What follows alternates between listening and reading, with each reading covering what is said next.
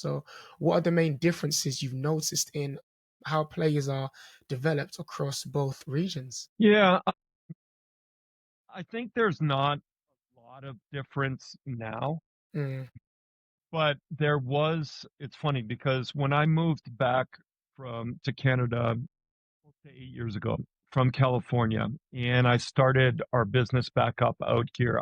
I ran one of the largest player development businesses in Southern California for a number of years, and it was players were just used to training. Like they were, mm, and they kind of had the pick of the litter who they wanted to work with. And even at the high school level, if we just talk about the high school level, there was a form of player development within the programs or a lot of the better programs anyways.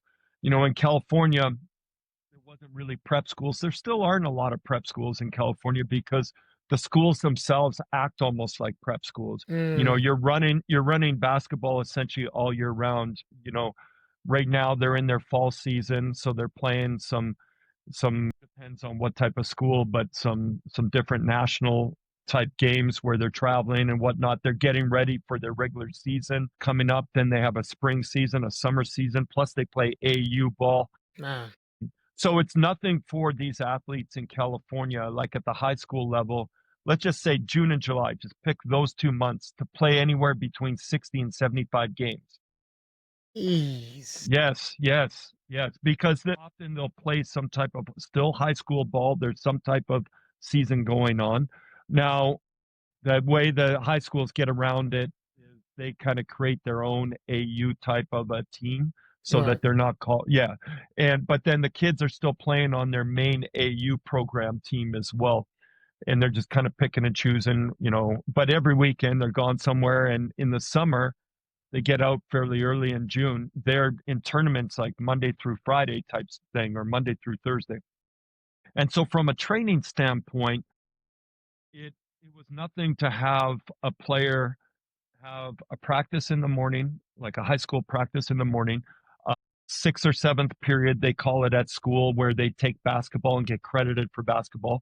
So for an hour, they're doing basketball, which is typically not like X and O's, but more just development. Hmm. And then that's done, all the kids come in on the team and they have practice typically for about 2 hours. And it was absolutely nothing for the key players that, really had goals set to be on the court with me at 8 o'clock at night till 9:30 Okay. after they've done all that.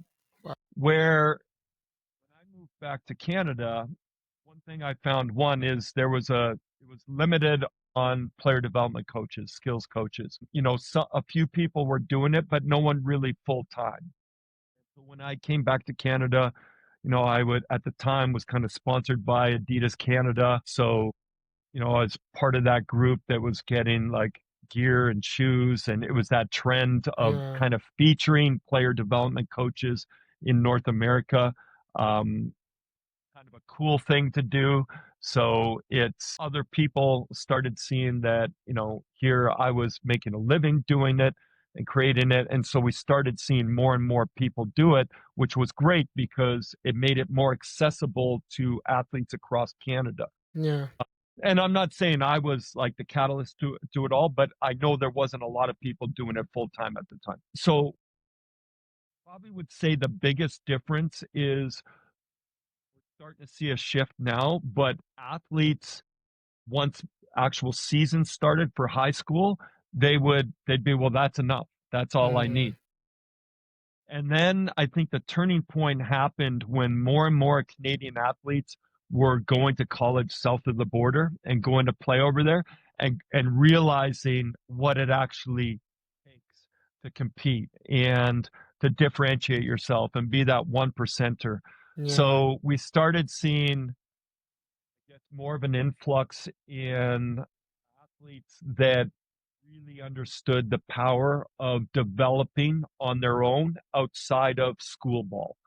And Okay. I wouldn't say it's where the US is, but also, I mean, we only have the population of California, but we have the size of the US. So, Right. Right. like we're always going to be a little bit behind, but take a look at what's going on in the NBA right now, Yeah, yeah. and it's Canadian athlete Talk after about it. Canadian athlete, which is and just international athletes, which is pretty.